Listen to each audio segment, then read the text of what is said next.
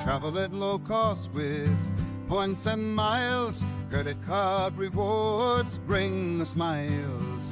Many adventures, tales to be told. Make and save money, the world will unfold.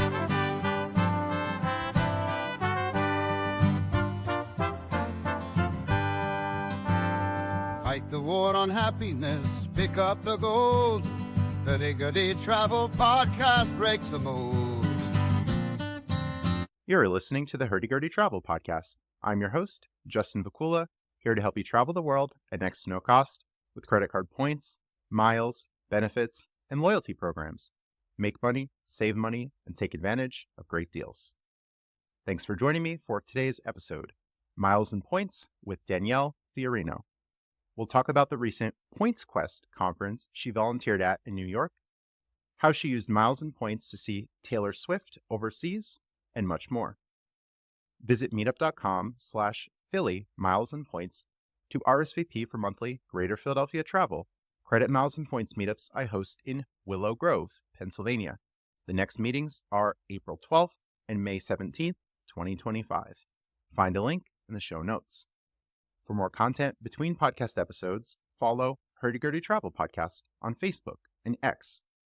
Follow Justin Vacula on Instagram. Subscribe to Hurdy Gurdy Travel Podcast on YouTube, where you can become a channel member for daily content, including travel videos, podcast clips, community, and bonus videos. Welcome to the show, Danielle Fiorino. Thanks so much, Justin. Happy to be here. All right, we met in a Chicago United lounge after one of the Chicago Seminars events. That is right. We did. So I'm friends with Kevin Song, who is one of the people behind the Chicago Seminars that was hosted at the Hyatt Regency O'Hare last year. And we were talking, and suddenly we both realized that we were on United flights at a similar time, going in totally different directions, of course.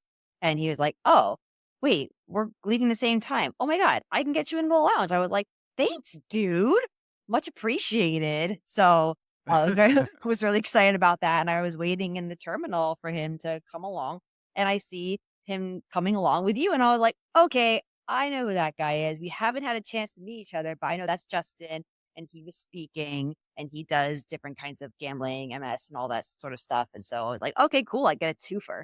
Yes, you were flying back to New York. I was flying to Las Vegas. Yep. And Kevin, I think, was flying to California. Correct. And pretty nice. It's nice to have that lounge access, especially in Chicago, where we don't have Centurion Lounge, no Chase lounges. I don't even think a Priority Pass restaurant. No. So nice to have lounge access with United, sitting in a quiet space, some good food and drink, and not paying maybe $20 per person for airport. Yeah, I just love about the lounges. I know some people are like, "Oh, if the lounge just has maybe a little bit of food and some drink, maybe it's not that different from being out in the terminal." No, I love having a table or like something where I can sit my computer down, I can sit my iPad down, I can watch my TV, or I can like have my food plate and my drink on the table. I just love having a table, and you really have a hard time getting that sometimes in the terminal. So I really do, even though the lounges sometimes they can be hit or miss sometimes in the United States, I really love having access to it because it really helps me having the table to put all my stuff on.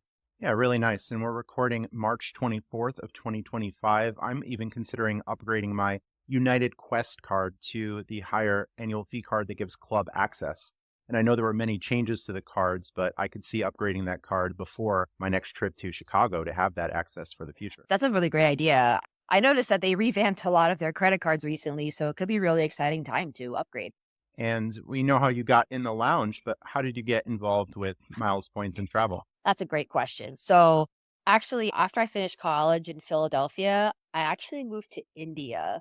I lived there. I signed up to live there for 2 years, but it ended up being 4 in the end. Originally, one of the ways I found out about miles and points, so first of all, let me also say, I was earning a local salary. I was not earning in US dollars. So that made being able to participate in any kind of credit card game at the time pretty impossible. I remember in about 2015 or so, there was an article about Ben Schlappig or Lucky from 1 Mile at a Time written up in Rolling Stone. And that was when I first saw, oh, wow, he's somehow earning all these points and flying in business class. That sounds so awesome. I think a little before that, I was in this sort of rotational program for this company in India. And one of the other expats in my cohort, it was 4 to 6 of us each year, he was like, there's this airline called Aegean Airlines, and they just started their frequent flyer program. If you fly 20,000 miles in a year and you credit any Star Alliance flight to Aegean Airlines, you'll get gold status with just 20,000 miles. And that's nothing. And so even at the time, 2 round trip tickets in economy between Mumbai and Newark, that was enough for 20,000 miles. That was my first taste of miles and points and status. I got to go to the lounge. The lounge in Mumbai I could get a 15-minute like foot massage before the flight. I got great food. And then I didn't realize this was a big deal at the time, but I was also able to I got also extra baggage, which I really appreciate being so far away for so long. I needed a lot of luggage. And I also remember, I didn't realize how big of a deal this was, but I would also get United Club access in the United States. I didn't know at the time that if you had status with United, you wouldn't get that. But this was a foreign Star Alliance carrier I had status with. So I was able to get into the United Clubs in the United States on my way back. So that was how it first started. Then when I came back to the United States, I came back for grad school in Washington, D.C. Then I moved to New York. I moved to New York in 2021. So it was the height of the pandemic. It was in 2022 that I really started getting into miles and points more seriously, because finally at that point, I was living in New York City and I had a New York City job. So I finally was earning in dollars enough to be able to start putting spend on all these different credit cards and getting sign up bonuses and things like that. And my first conference that I went to was how it all really kicked into gear. The first FTU in person since the pandemic was in 2022 down in Dallas. That's Frequent Traveler University for our listeners. That's right.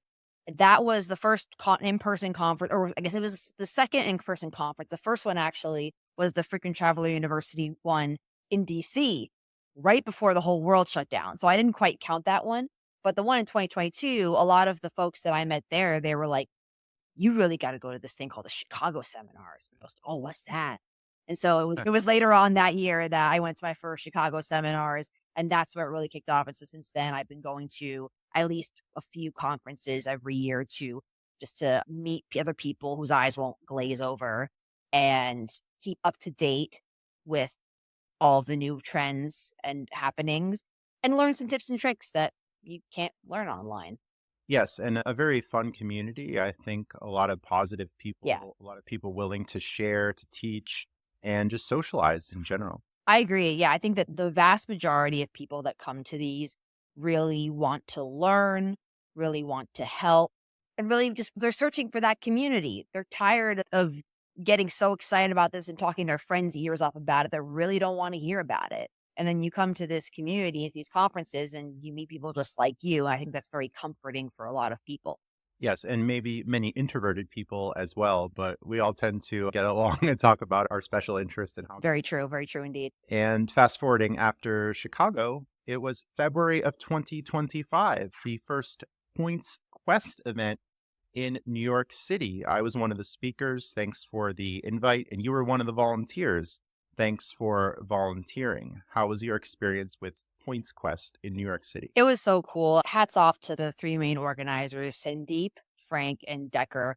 They had been working on this for quite a long time. They got an incredible roster of speakers to come in. Some of the speakers had not spoken at even that many conferences before. So that was a very exciting lineup that they put together. It was so great to see that it was so 50-50, like people that were locals versus people that came from outside of New York for this conference for the first time doing it. It's not every day. Sometimes I go to these conferences, I go, of course, to socialize, but sometimes I want to go and try and learn. And it's not always the case where I can learn something new. There were a number of sessions at PointsQuest where I really was learning something new, and it was really awesome. And then we had the taco truck. And so all of the organization was really exciting. It was so cool to see everyone coming from far and wide to come together to talk about miles and points in the Big Apple. And some people flying in from Seattle, from Canada. Yeah. Lots of travelers traveling. Yeah. It was so cool that people came from so far away to New York City for the conference. It was really cool. Yes, fan of the podcast, Sarah Ramkisoon, if I'm pronouncing that correctly. I still have a hard time with this sometimes. She came from Canada. We chatted. I met her in Chicago as well. That's so crazy. I'm so happy to hear about that. I love what Miles and Points does to bring so many people from so many parts of the country and even the world together. It's a pretty cool time. And nice to explore the New York area. I put some videos up on YouTube of some exploration in the city, walking through some parks.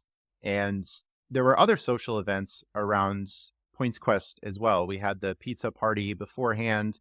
There were some meetups in some local restaurants and bars throughout, some people sharing dinner after the fact. So it was a really cool event and in a different month compared to other events. So perhaps that was a big draw that it was in quarter 1. Yeah, I completely agree with you. And thank you so much for coming and speaking. Really happy to have you. Yeah, and it sold out really fast, I think.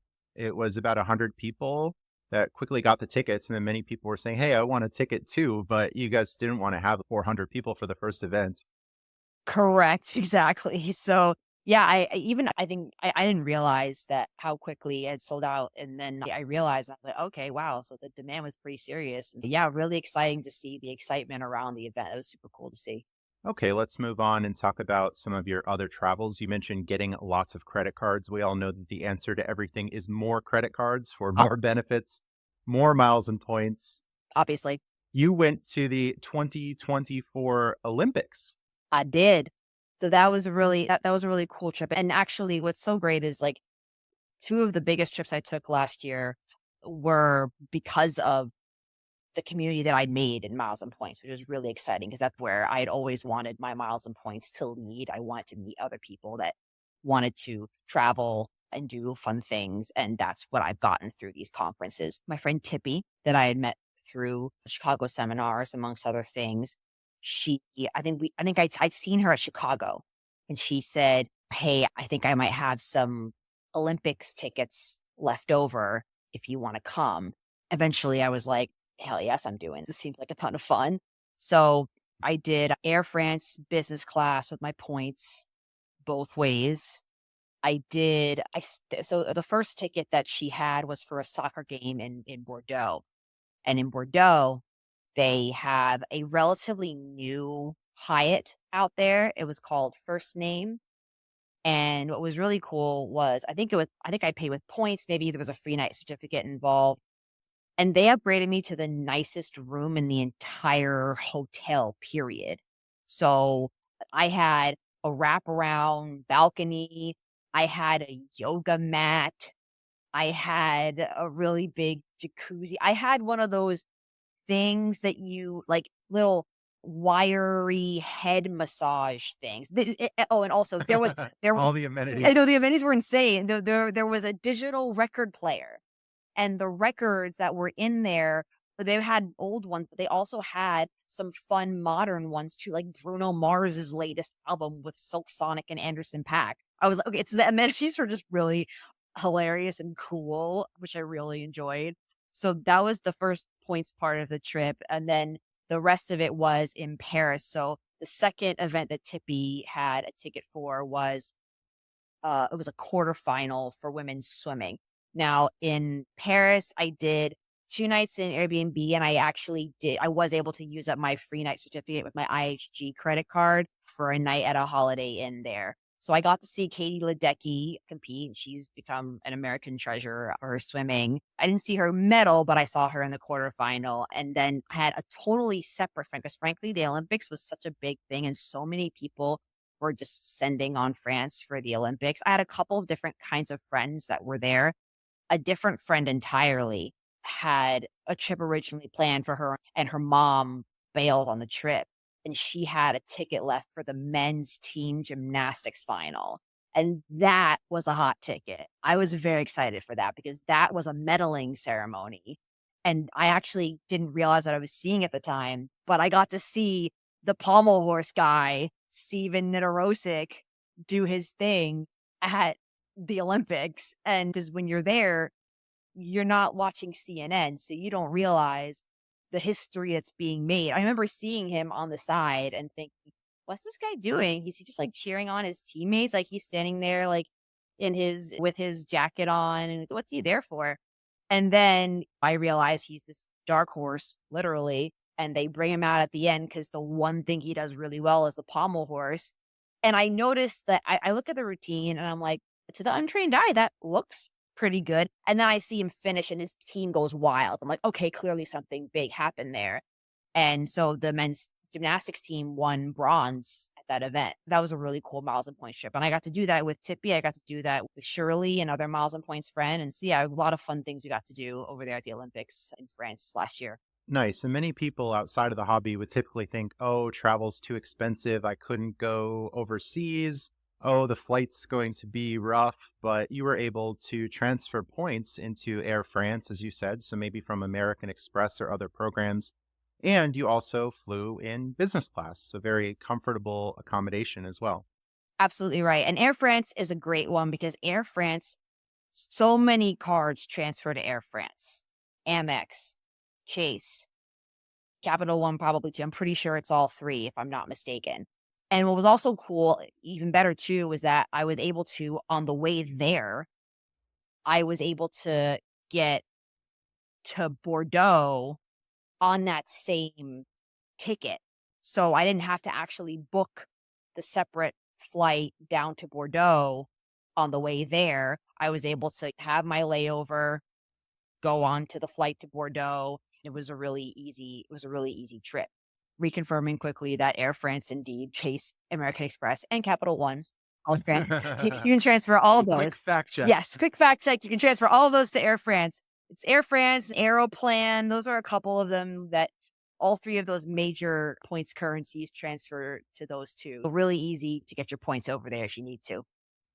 Good. And easily saving you thousands of dollars, I'm sure, considering the flight there, the flight back, the hotels. Absolutely. No doubt about it. To be able to, and even domestic business class, of course, like seat wise, not a whole big deal necessarily. But what I do appreciate about the domestic business class in France is they give you this it's like a little rectangular box. And inside it, they have some cool French gourmet treat. Like maybe it's a delicious egg sandwich or something really refined and yummy. And it's great sustenance. And French culinary and cuisine is so top tier that to be able to just get that, even on a small 1 hour, 20-minute flight, makes a difference to me. Definitely improving the quality of travel and having a fun experience. As I hear some people outside the hobby, oh, I went on Expedia and got this random hotel. The hotel sucked. There wasn't good food there. The HVAC was bad. Or they try to take 6 a.m. flights with Spirit and lament that after the fact. So we get to save money and travel well rather than just saving money and having poor accommodation. Indeed. Yes, certainly. I think depending on your points balances, maybe you have to pick some of your battles and say, okay, going to go really fancy with the flights and less so with the hotels or vice versa. The more points you have, the less you have to make those kinds of choices. Yes, and even with Hyatt, I stay at Hyatt a lot. I've stayed at many Hyatt places and Hyatt houses that weren't anything super fancy, but they were still very nice, and I had no major issues there. Same here. I've stayed at some outside of the country. I stayed at least one category one that I thought was really great and great value for money. All right, another trip. You went to Madrid to see Taylor Swift rather than paying potentially $1,000 or $2,000 for tickets in the United States. Absolutely right. And that was courtesy of, once again, Sir Kevin Song. He literally posted on his Instagram for anyone to see, who wants to go see Taylor Swift and Paramore in Madrid in May? And I was like, hello, raised my hand up pretty high. I definitely wanted to do that. And I remember I met him, I think, at the Chicago seminars in 2023.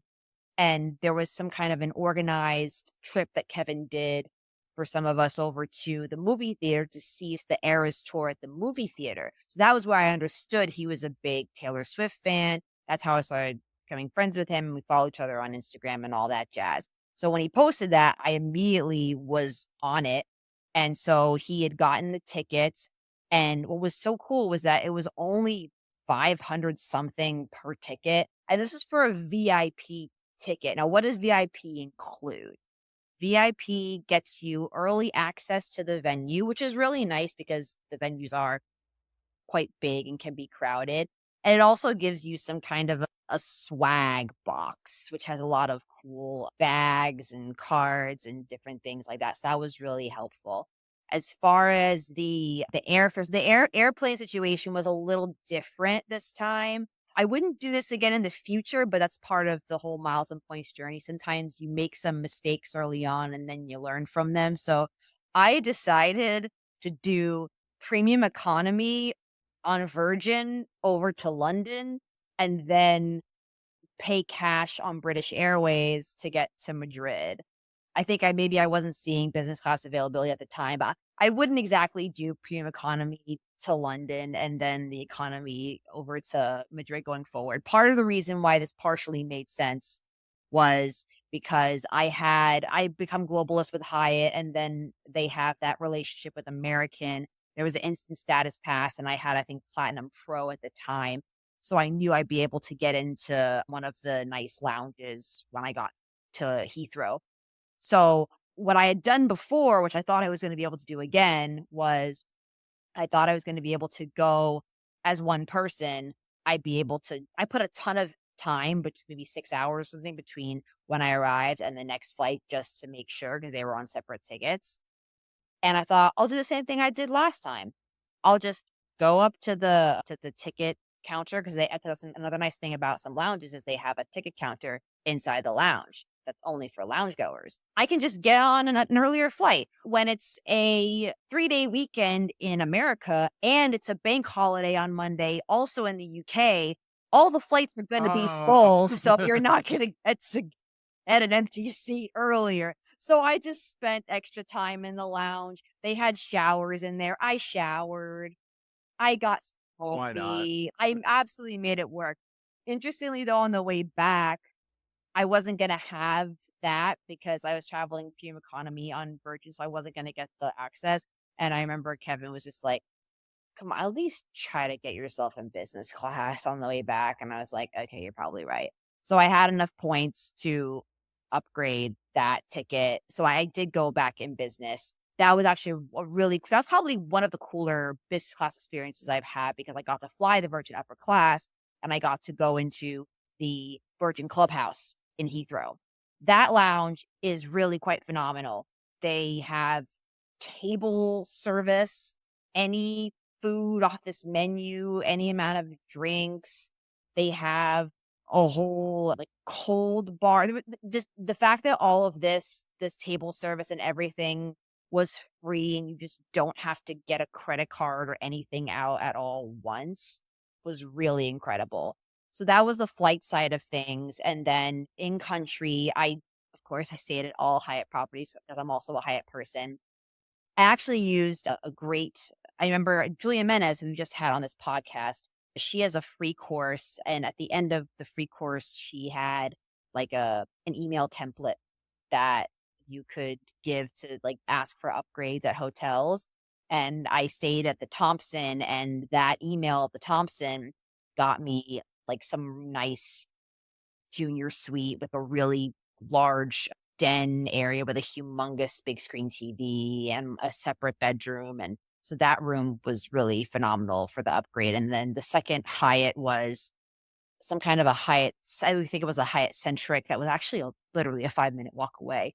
But to be able to get that really nice room, and I even had his and hers Ferragamo perfume and cologne samples in the room. So that was a fancy, nice touch. So that was the miles and points side of it. Really cool trip overall. I actually went with Kevin to the Real Madrid game, the last one of the season at the stadium. And so what was super cool was that stadium was the exact same place where Taylor Swift was going to be. So I got to go there twice in a week. And so I got to show the before Taylor and after Taylor of what the stadium looked like. But to be able to go to that concert and just to see the majesty of what she's been able to produce with her team and to show all of her music, that was a really incredible experience. I'm so glad that I got to be a part of that and see that. And to get it at a much more reasonable price than I would have in the States, just like you said. Yes. And how close were you to the stage? Was there any direct engagement, meeting after the show, meeting before the show? Taylor Swift or what? Taylor Swift. Obviously. Okay, I wish there had been meetings with Taylor Swift. That sadly didn't happen. There were not, I think, meet and greets set up. As far as where I sat, so I think it was 2 sets of tickets. So there was a set of tickets that was, I'd say it was pretty close to where the floor would be, but they were actual seats. At the time, before I started going to the gym, 'cause I just started doing that a month and a half ago, and it's been helpful. I had some lower back issues such that I can't be standing for too long and I would get a little uncomfortable. And so there was a set of people that had floor tickets and that was the other set of tickets. Kevin was in the floor seat group. And so because of my back, I knew I wasn't going to be able to last the whole concert in that group. I didn't do that one. But what's nice about the floors, I heard you feel like you're a part of the concert. What's nice about being in the seats though, one, you have a seat. But also, it's nice to be able to see, you can see the bird's eye view a bit more of the whole stage versus when you are on the floor, you only get to see a portion of it and you have to go back and look up at the screen for the rest of it. Yeah, to meeting Taylor Swift would have been pretty cool. But what was cool too, actually, was Blake Lively came to that show, her best friend, one of her best friends, and she came there with, I think, at least one or two of her kids. And I think Taylor Swift kind of covertly shouted them out because I think one of her albums, there's a song that talks about 3 different people and it's the name of Blake Lively's kids. And she shouted that out. Oh yeah, I'm talking about so and so. But so yeah, that was pretty cool too. It was another fun celebrity sighting. Cool. Yes. One feature of the podcast is that subscribers will ask their listener questions. And we had a special fan of the show recently, Perry, Purple Princess Perry on Instagram, who's going to be on Love on the Spectrum, season 3 on Netflix. We're recording in March of 2025, and I believe April 2nd is going to be the debut episode. So Perry was asking about the Taylor Swift experience. Yeah, it was super cool. Wish we could have been able to meet her. But reality is, first of all, hi, Perry. So excited to watch her journey this season. I really have enjoyed the show. And so really excited to see what the future holds starting April 2nd. But your social media presence is about to explode in the next few weeks or months. So you keep being yourself and talking about what you have to talk about and speaking about Taylor Swift and what you love about her and tagging her. Who knows? Maybe your team will see it. You never know what the future holds. Yes, I know cast members from season 1 and 2, particularly James, we were looking at before, really blew up on social media and got an invite from many bands, speaking at different events, attending comic events. I've been seeing he's been up to a lot. That's right. He's got almost 500,000 followers now. I even checked another one of the cast members. I think Danny has some 300,000 or something. So yeah, the social media influence has really seen an uptick post the show. So I'm sure it'll be the same for Perry too. Yes, Love on the Spectrum season 3 coming soon on Netflix or starting in April. And seasons 1 and 2 I watched while I was cruising. So that's what led to me being a fan of the show. So highly recommended. And perhaps here, Points and Miles on the Spectrum, because America loves math. We love travel, figuring out all these programs, the puzzle of it. The journey has been really fun as I've been doing this since 2018, still having a lot of fun and lots of passion about it. And you've been in the game for some time too. I was doing a lot of earning prior to 2022. And then come 2022 is when I finally started redeeming for the first time for some of the business class tickets. Now, my first business class redemption wasn't necessarily the best deal. It was some 100-something thousand one way on United to get to France from New York City. You really will need to pay around 60,000 or 70 on Air France. But again, you sometimes make some of those mistakes early on. you figure it out as you go along, and then you just make less of them later. That's how you learn. And getting into this, yes, a bit of a learning curve, but I think many people can win in the hobby, even just starting small. As I hear sometimes from people, oh, that sounds really complicated. Oh, you're really smart. And thanks for the compliment, but I don't think it's out of reach. I think that as long as you have financial responsibility, you're somewhat organized, listeners can be a winner. If people are new to the hobby, don't get discouraged and overwhelmed and not even try. I completely agree. I think sometimes what some people see in the blogging world or on social media, I think a lot of people see people that have like around 20 credit cards and in that overall ballpark. But I think what a lot of people realize is that that sounds a lot, it's really stressful in the beginning to a lot of people. Even just starting out, I think everyone should only do what's comfortable for them. And if that means having 3 credit cards, if it means having 5, as long as you're strategic about it, there's still some incremental benefit you can get from just having a couple of cards to start off. Maybe you grow it from there. I think so often the idea of having so many is so stressful that sometimes people don't even start. And just only having as many as you're comfortable with is great. Once it becomes stressful or uncomfortable, that's when you can feel free to pare back or not get any more cards. As long as keep it comfortable for you. And anything worthwhile is likely going to take a lot of effort and learning, as no one's going to pick up a hurdy-gurdy or another musical instrument and be an expert on day one. It's going to take some practice. It's going to take learning. It's an experience of humility, trying to understand new information and just taking it slowly. So yes, don't start with, oh, Justin has 50 credit cards and I need to have 50 credit cards to win. No, you'll just start with one and build up from there when you're ready. Exactly. I probably only had 1 or 2 to start. First of all, I think one of my earliest cards, one of them was that Amex Everyday Preferred, and then the Chase Sapphire Preferred was probably my second one that I gotten. And yeah, I had those for quite a while until I moved to New York in 2021 and was able to finally start getting more cards at a more decent clip.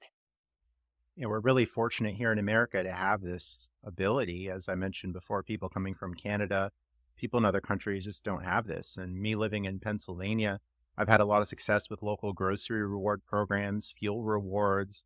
It's really changed my life dramatically, decreasing expenses, all the new people I've met, all the destinations I've gone to. I never would have paid full price to go on 4 cruises this year. I don't even know if I'd ever go on a cruise and pay $2,000, $3,000 to take cruises. But since I have the opportunity to do so at such low cost, I'm happy to do that. And similar to your flights to Europe, I don't think you were going to fly overseas and have to pay for it. But hey, points and miles, we'll go ahead and do it and have some fun. Yeah, absolutely. Definitely my current goal, which I've been able to largely do, is to not go over an ocean or I have to do an overnight in economy anymore. That's like the main goal. Yeah. And so far, I think I've managed to do pretty well at that, I would say. Not completely foolproof, but I'm pretty close. Yes, a lot of sign-up bonuses from credit cards definitely getting you there. Some creative spending, perhaps, and some interesting techniques that we find as some people wonder, oh, how am I going to spend $3,000 in 3 months to get this or that bonus? There are a lot of ways to do that if you put in the effort, or even strategically timing your signups. As again, we're recording at the end of March and taxes are going to be due shortly. So many people are going to pay taxes with their credit cards, or perhaps your auto insurance annual is due. You can pay your rent with credit in many cases. So there are lots of ways to get the spend in. Absolutely. Definitely. I usually use my Venture X because it's 2%, 2 times the points per dollar, 2% back. And that's more than the fee that's charged for the taxes. So that's been the card I've used to pay taxes in the past. Given that I'm working on sign up bonus, I might use that card instead, even though it might not be quite as economical, but I'm really looking for the sign up bonus overall. I think it'll even out in the end. Good. Another trip early in 2025, you went to Vienna. I sure did. That was a really exciting one. Something that people may not know about me is that I am in this ball scene here in New York City. It exists. There is one. And so I've danced as part of the entertainment in one of these balls. I've gone as a guest to a number of these Bridgerton type balls.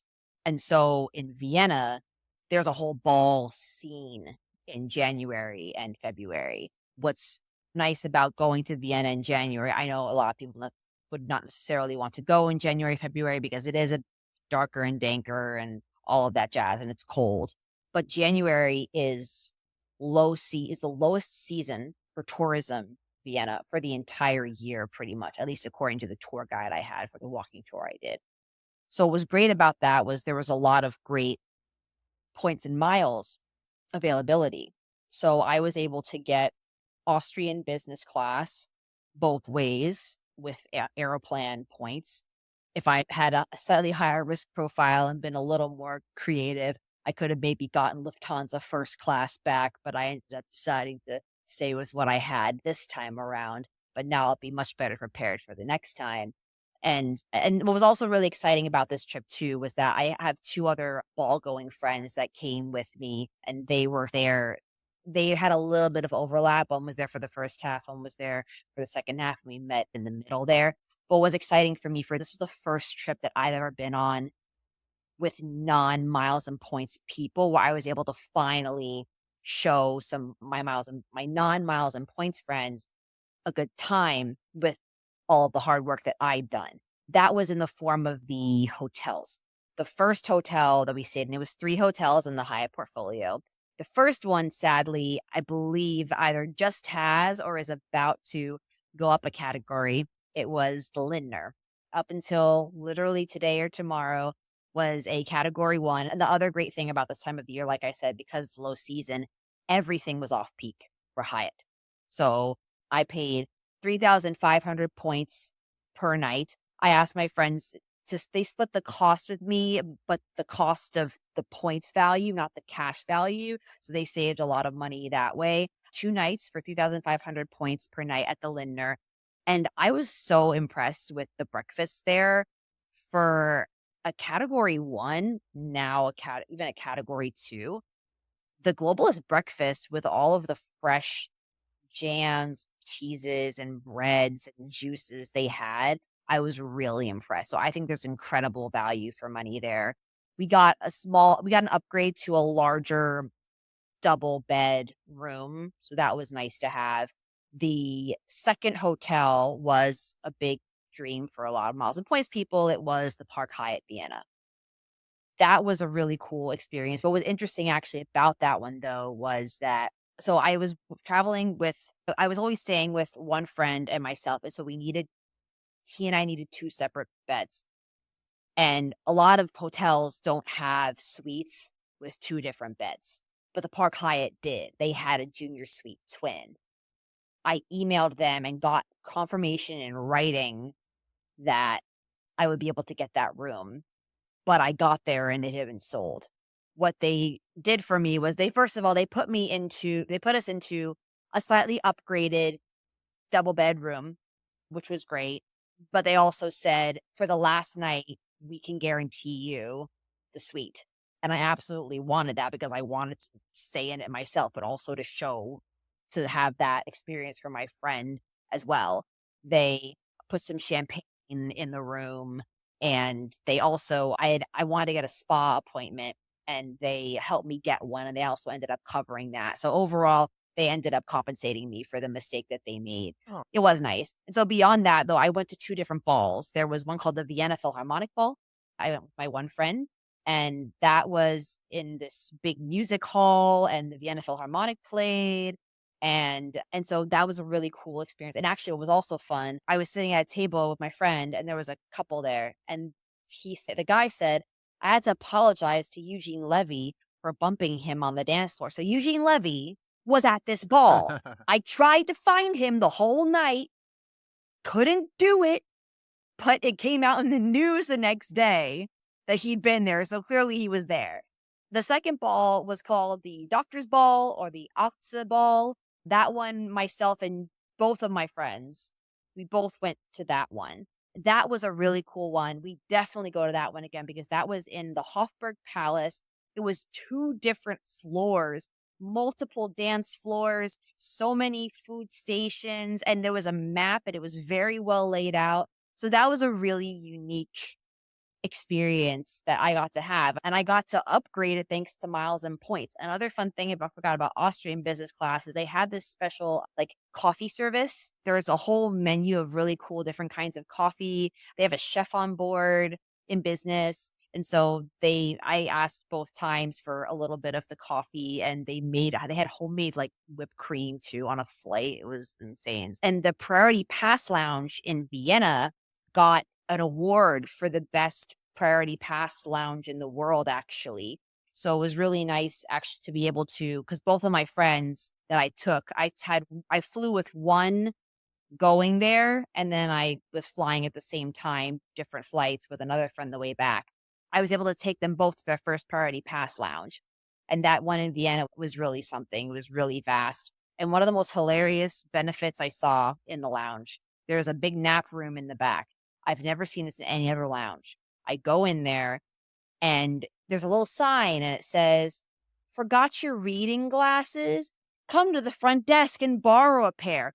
You can borrow reading Oh, glasses. that's Isn't interesting. that fascinating? I was like, that's so cool. Never seen it. Probably won't see it again. They had a little like bookshelf there with a couple books you could just take and read in the little nap room areas. But that was just a hilarious, very unique benefit that I saw in the lounge. So had to bring that up because I just never seen it anywhere else.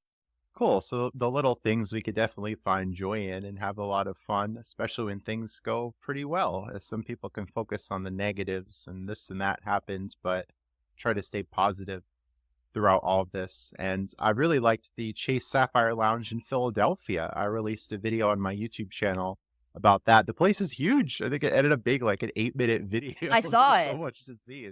I saw it. It was cool. I was so impressed at how big it was in so many areas and like spa area. Yeah, you really covered it all. Arcade games in there, complimentary facials, and they had the wellness area.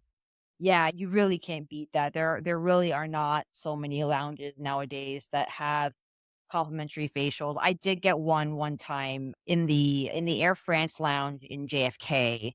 One of the times when I traveled business on Air France, I did get one there. And I've been meaning to do it. I've tried to do it a few times in one of the Air France lounges in Paris, but for some reason I keep leaving on a day when like the spa is closed or like I get there too late and the spa is Ah, closed. I'll get there. It'll happen. But yeah, it's just so rare to find lounges that still do those spa treatments. So it's pretty cool that just with a Chase credit card, you could just get that. the war on happiness strikes again. Indeed.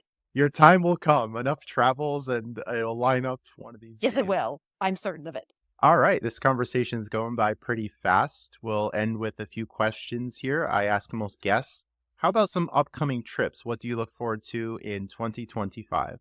I am going to Lima, Peru in a few weeks. Very excited about that. I used the Alaska as a partnership with LATAM, and they have a 35,000-mile one-way deal on business class on LATAM between JFK and Lima.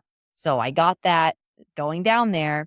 Haven't been able to get on the way back. I've been checking every single day. I booked economy for the way back for now. I'll keep checking. But what I'm excited about for that is that will get me access to the new Delta One lounge at JFK, which is only a few months old. So I'm really excited for opportunity to check that out because that's a business class only lounge. And potentially Chicago Seminars events in 2025, I think around October. I didn't see any commitment for dates just yet, but I'm looking forward to going to both Chicago Seminars events later in 2025 and hopefully speaking at both of them. Sounds amazing. I'm really excited about Chicago Seminars as well. I really enjoy going every year. I'm really excited to go again. And we have Zork Fest 2025 in Las Vegas, December 5th through the 7th. Location to be announced. So that'll be another opportunity to meet with some podcast fans, and maybe they'll meet with you as well in Chicago or Las Vegas. Sounds really fun. Looking forward to it. Any upcoming credit card application? Oh, that's a great question. After so long, I finally got both of the Hyatt credit cards. Took me a while to even get Yay. the, yeah, I took advantage of those. They just had elevated offers. 'Cause I think in the past couple of years, they've had elevated offers, but they haven't been ones I want to take advantage of. But finally, the elevated offers were ones I really wanted to take advantage of. Got those. I think next on the docket is probably the Amex Platinum. The personal one. I need to get it done. I want to have access to Centurion lounges. I guess one of my other cards is access to Clear, but all the other big benefits, like I just need to have that card, get it over with, be able to get into the Delta Sky Clubs a couple times a year if I want to, and the airline credit and the access to fine hotels and resorts. Really excited to that one. That's a goal, another goal for this year. Once I'm done with the Hyatt cards and this other American Airlines card that I'm just finishing up now. And the Amtrak credit card with First National Bank of Omaha is currently up to a 40,000 point welcome offer. Normally it's 20,000 bonus points. They claim it's worth over 1,000 in Amtrak travel and many benefits with that as well, including fare upgrades, companion certificate, club or lounge access with them. And in the next podcast episode, Decker or D is going to be talking about Amtrak and their rewards program. Would you find yourself on Amtrak or using the Amtrak credit card or applying for it? Good question. I know there's a ton of value in it, and I know that D finds a ton of value from Amtrak, and so I'm really excited to hear what he says about it. I absolutely am an Amtrak traveler, though. I spent a few years living in Washington, D.C., and I would travel. That's how I would travel between Washington, D.C. and New York Nice. City. So I absolutely have been a regular Amtrak traveler, and I really enjoyed Union Station. Down there is a nice train station. They have a lot of great food options. Now in New York City, they made a really serious upgrade to the Amtrak section of Penn Station called Moynihan Hall. And that's been a really solid upgrade for Amtrak travelers. So Amtrak travel has been the best it's ever been, in my opinion, especially here on the Northeastern Corridor area. Nice. And that's a big interest of Perry, as we mentioned earlier, Purple Princess Perry, PPP, on Instagram, as she's riding a lot of Amtrak in the Boston area. Very exciting stuff. I'm so happy that she's so passionate about it. Glad she's found her passion and that it's trains for her and that she gets to ride all the cool trains and know the models. And I'm so glad she gets so much joy out of it. Cool stuff. All right, nice. And we have a little bit of time at the end. You hacked your way into the 2023 TPG Awards. Can you tell us about that? Sure can. 2023. I follow Brian Kelly on Instagram. I noticed that he said, I love being the fairy godmother here of miles and points people. So if you can be in New York City on Monday night, drop me a DM and I'll do the best I can to get you in. And I noticed that he had given a ticket to who I now know is Janelle on a Jet, great social media influencer. She loves Delta. She's a great influencer about a lot of things, miles and points. I was like, you know what? If she can do it, then I can do it. So I send him a message and I'm like, oh my God. So I go to all the different miles and points conferences that you used to go to. And I already live in New York City. And so I had this like little spiel about that. And sure enough, I get an email that I have a ticket. And funnily enough, Kevin Song was also in for that event. So was Ben from Ben's Big Deal. So it ended up being a pretty fun reunion of some other Miles and Points friends. That's where I met Julia Menez from GeoBreeze Travel for the first time. She was also there. And so that was a really cool event. One of the coolest I've been to in quite a while. Got to meet the Points guy himself. I have a picture with him. He can confirm he's a really tall person. And some really cool people were there. Pilot Pete from The Bachelor was there. Aparna from Indian Matchmaking was there. And just got to meet some really cool people. And some of these hors d'oeuvres were like on umbrellas. And Gail, who sang ABCDEFU, she performed. It was a really standout event. I've never been to anything like it. Who knows if I ever will again, but really lucky and privileged that he said yes to me coming. And so I got to have a once in a lifetime experience. So really cool stuff. All right, very good. And where can people find you online? Absolutely. So you can follow me on Instagram. I'm Danny Fio 89. That's DANIF like Frank IO 89. And if you go in there, you can look at some of the highlights that I have. I have a highlight of the TPG Awards from 2023. I have a highlight of the Taylor Swift Madrid trip, and I also have a recent highlight of the Vienna trip that I took. So feel free to check those out and enjoy some Miles and Points content based on what we just discussed here today. All right, great. And just to be sure that people are seeing it, it says UX research professional, songwriter, K-pop top liner, Miles and Points specialist, global citizen, linguist, and it's cut off foodie in New York City. And K-pop. Tell us about that to wrap up the show. Oh, I'm just such a huge fan of K-pop. I have been for a little while, and I've studied some songwriting over the course of the pandemic. I met a number of different other songwriters, so I've given it a shot at writing some K-pop style tracks, and it's been a really fun time, way to stretch my creative skills. All right. And again, that's DANIFIO89 on Instagram. Any other social media presence? I would say that's the main one. I'm there on X, but the one I post on is Instagram, so that's going to be the main one I'd focus on. Thank you so much, Justin, for having me on. I'm really excited. I could talk about Miles and Points all day, as you probably know. That's who you meet at these conferences, people that could talk about this till the cows come home. So I'm so glad that I got to share my experiences, and I hope that people can enjoy, learn something new, and really excited I've been here. So I really appreciate it. Thanks a lot, Justin. Thanks for listening, and stay tuned for future episodes. Some closing announcements: ticket sales for Zorkfest 2025, a Miles Points and Gambling event, are live at zorkfest.travelzork.com. I hope to see you at Zorkfest 2025 in Las Vegas, December 5th through December 7th. I'm also looking forward to other events in 2025 and had a successful 2024, speaking at events with Award Travel 101, Travel Zork, Frequent Traveler University, and both Chicago Seminars events. If you're an event organizer and would like to have me speak at your 2025 event, please contact me. Visit meetup.com/Philly Miles and Points to RSVP for monthly Greater Philadelphia travel. Credit Miles and Points meetups I host in Willow Grove, Pennsylvania. The next meetups are April 12th and May 17th, 2025. Find a link in the show notes. For more content between podcast episodes, follow Hurdy Gurdy Travel Podcast on Facebook and X. Follow Justin Vacula on Instagram. Subscribe to Hurdy Gurdy Travel Podcast on YouTube, where you can become a channel member for daily content, travel videos, podcast clips, community, and bonus videos. Search Hurdy Gurdy Travel on subscribestar.com or become a channel member on YouTube to financially support my efforts starting at the $5 a month tip jar level.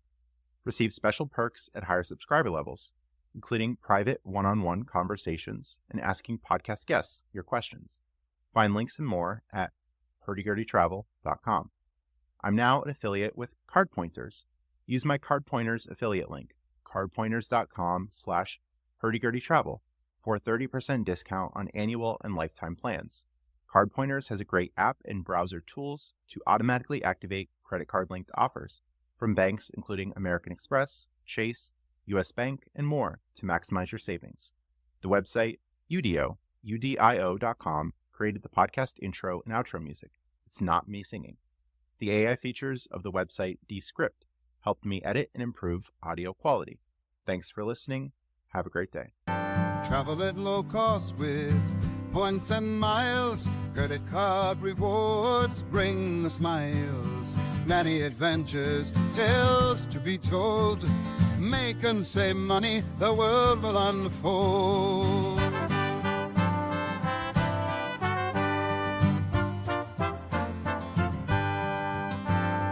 Fight the war on happiness, pick up the gold.